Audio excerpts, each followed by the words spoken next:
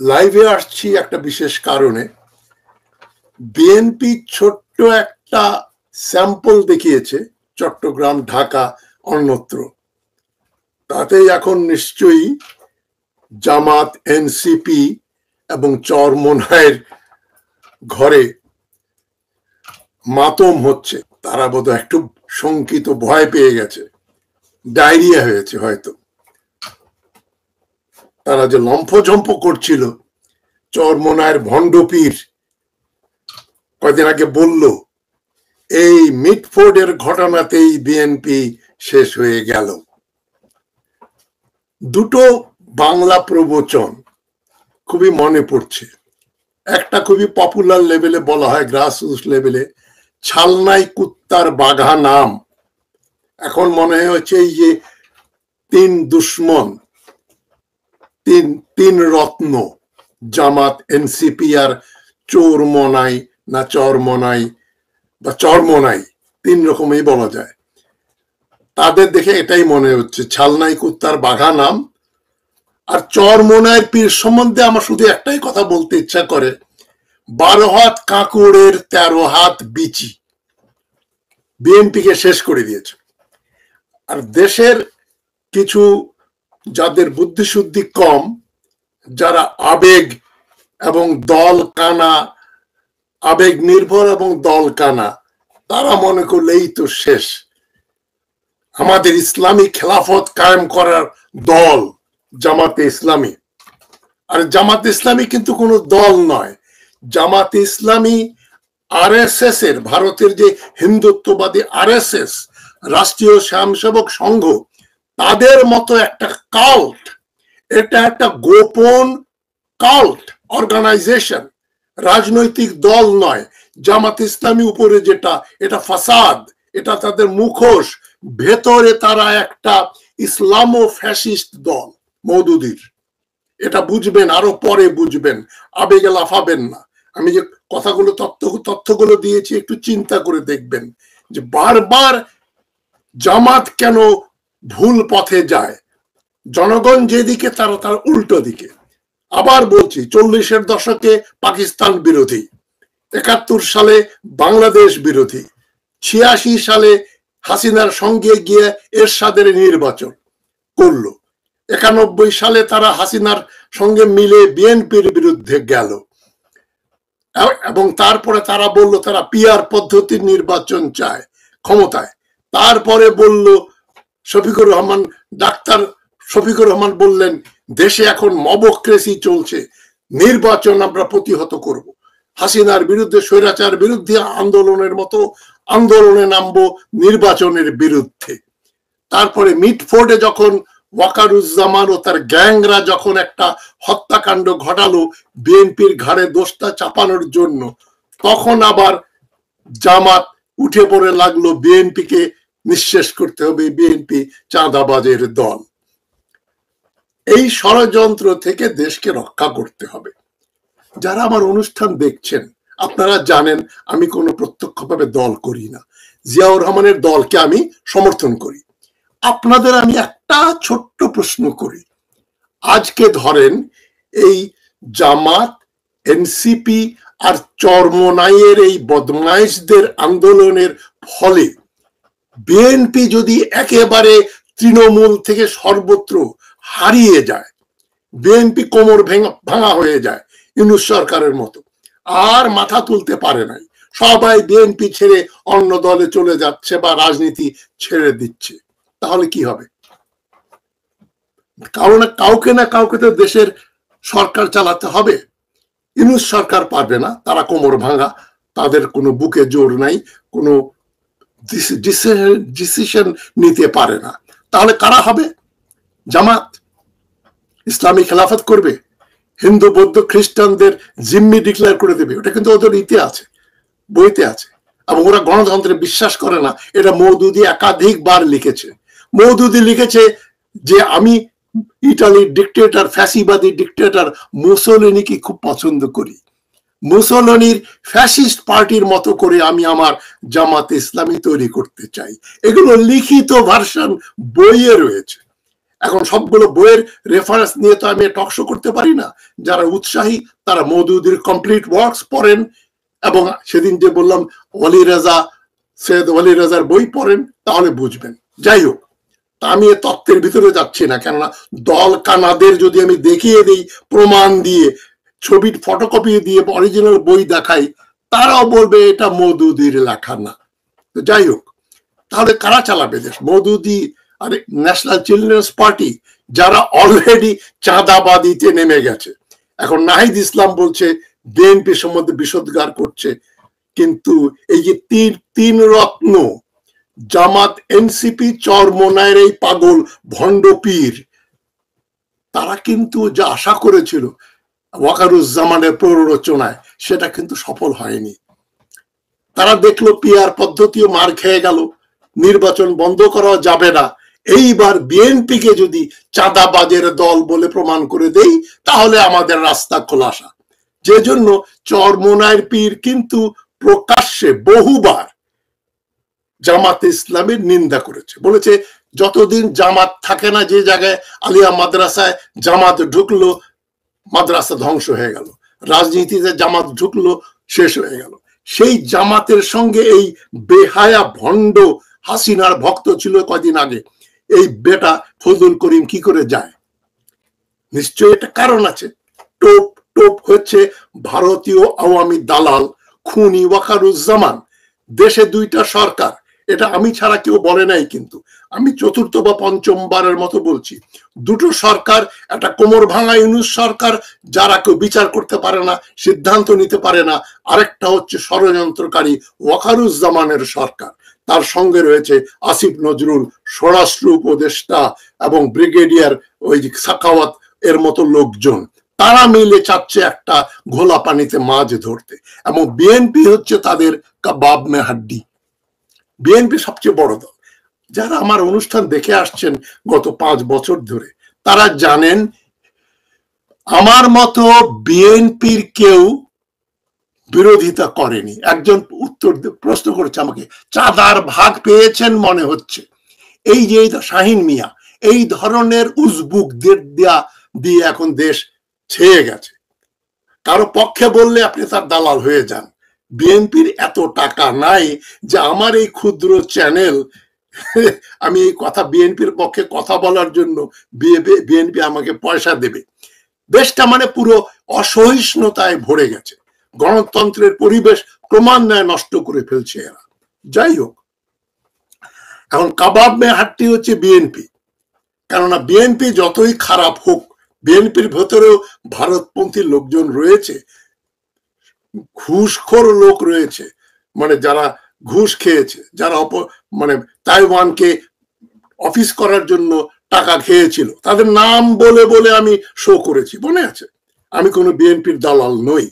BNP আমার বিরুদ্ধে খ্যাপা। বিএনপির অনেক ওয়েবসাইটে, অনেক জায়গায় যারা আমি সাবস্ক্রাইব করতাম, তারা আমাকে আনসাবস্ক্রাইব করে দিয়েছে, কারণ আমি বিএনপি বিরুদ্ধে কথা বলি।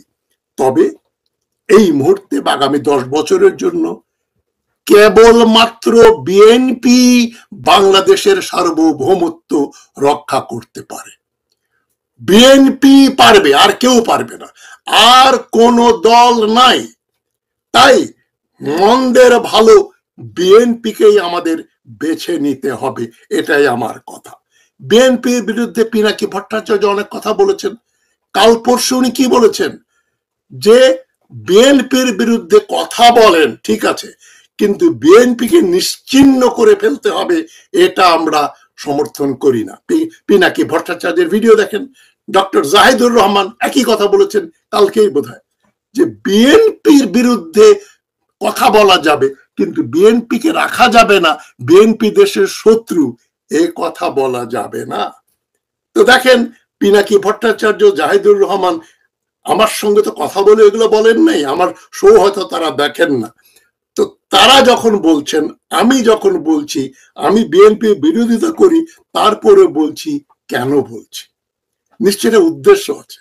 যারা আমাকে ঘনিষ্ঠভাবে চেনেন বা বিশ্বাস করেন তারা জানেন তাজ হাশমিকে টাকা দিয়ে কেনা যায় না।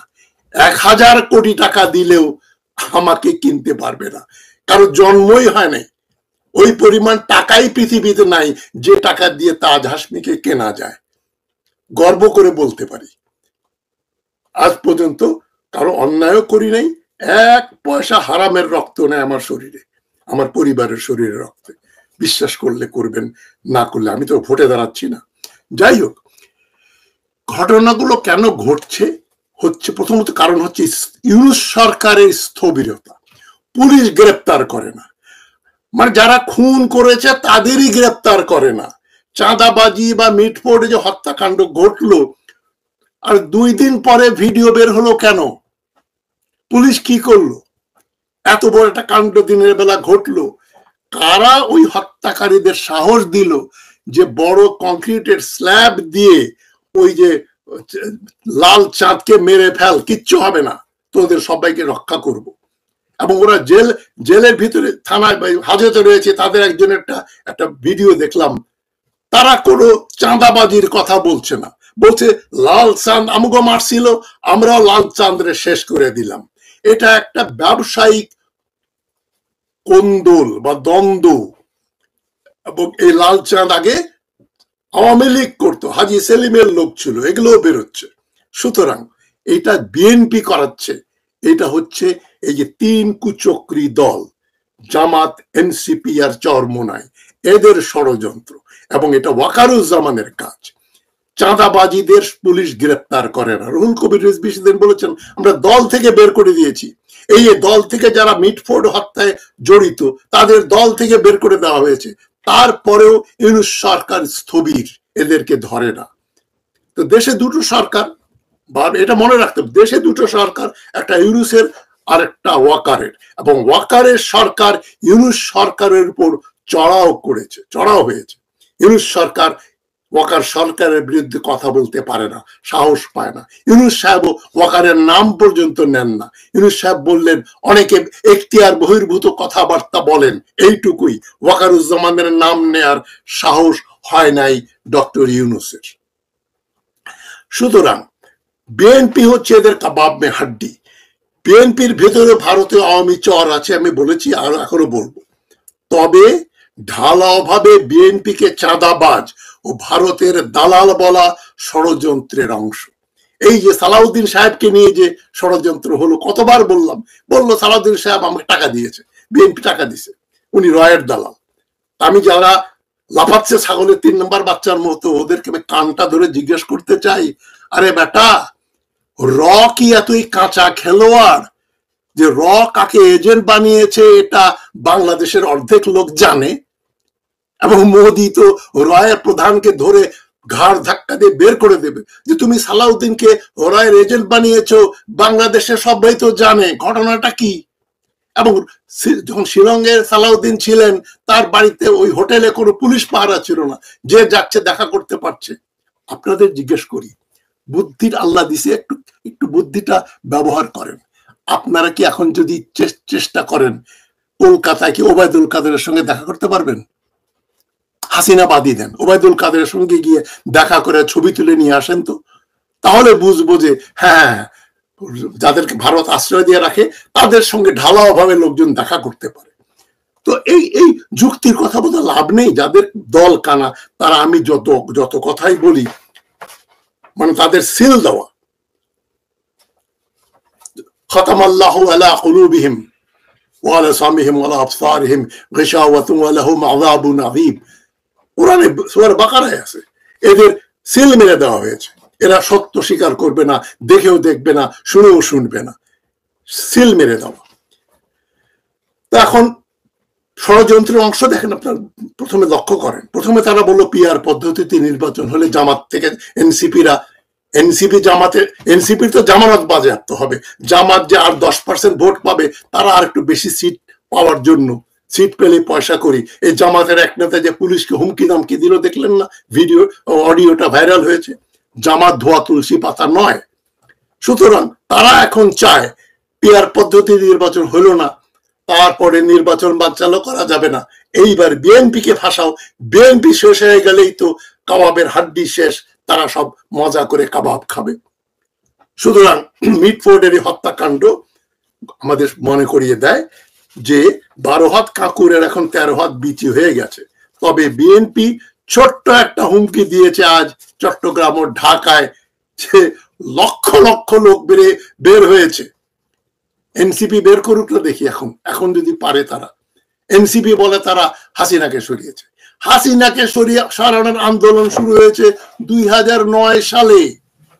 আমরা ওই আন্দোলন করেছি, বিএনপি আন্দোলন করেছে, খালেদা জিয়া, তারেক রহমান এরা আন্দোলন শুরু করেছেন 2009 সালে বা 2006 সাল থেকেই। আর এরা মনে করছে জুলাই আগস্ট মাসে 2 মাস বিপ্লব করে তারা ওটা আন্দোলন করে 4 দফা থেকে জনগণ 1 দফা দিল, তারা দেশ স্বাধীন করে ফেলেছে। যাক না, এনসিপি রাস্তাঘাটে নামুক না। ওদের যে লোকজন, যা 2 জনকে ইউনূস সাহেব সরকারে নিছেন, তাদের চুরি চামারিতে দেশ অস্থির, তারা চাঁদাবাজি করছে। এরা কোন আপনি এরা মনে করেন এনসিপি কে আমি ক্ষমতা দিলেন, কে দেশের প্রধানমন্ত্রী হবে ওদের? আপনার একটা নাম বলেন দেখি। জামাত যদি মনে করেন জামাতকে দিতে চান, জামাতের কে প্রধানমন্ত্রী হবে? এই বিতর্কিত শফিকুর রহমান জাসদপন্থী? হ্যাঁ, সুতরাং let good sense prevail. Charmonai শাসন করবে, চরমোনাই আর জামাতের মধ্যে তো গন্ডগোল দেখতে পারেন, একটা মারামারি খুনাখুনি করবে। এরা কোনো অল্টারনেটিভ না, জামাত কোনোদিনও না, চরমোনাইও কোনোদিনও না। এনসিপির আরো ম্যাচুরিটি আসতে আরো 10-20 বছর সময় লাগবে। ততদিনের জন্য অন্তত পক্ষে বিএনপি ছাড়া বাংলাদেশের সার্বভৌমত্ব কেউ রক্ষা করতে পারবে না। বিএনপির বিরুদ্ধে ভারত কেন? ভারত যার বিরোধিতা করে তারাই দেশপ্রেমিক, আর ভারত যাদের আশ্রয় দেয়, প্রশ্রয় দেয়, যেমন ওয়াকারুজ্জামান, এরাই হচ্ছে দেশদ্রোহী। এইটুকু বলার জন্যই আপনাদের সামনে লাইভ করলাম। বিচারের ভার আপনাদের। আমার কোনো ভুল ত্রুটি হয়ে থাকলে ক্ষমা করে দেবেন। আমি কথাবার্তা অনেক সময় দ্রুত বলতে গিয়ে একটা জায়গায় হয়তো অন্য কথা বলে ফেলতে পারি। তবে আমি যুক্তি বিশ্বাস করি, সততায় বিশ্বাস করি এবং স্বাধীনতায় বিশ্বাস করি। আমি কোনো দলের লোক নই। তবে বিএনপি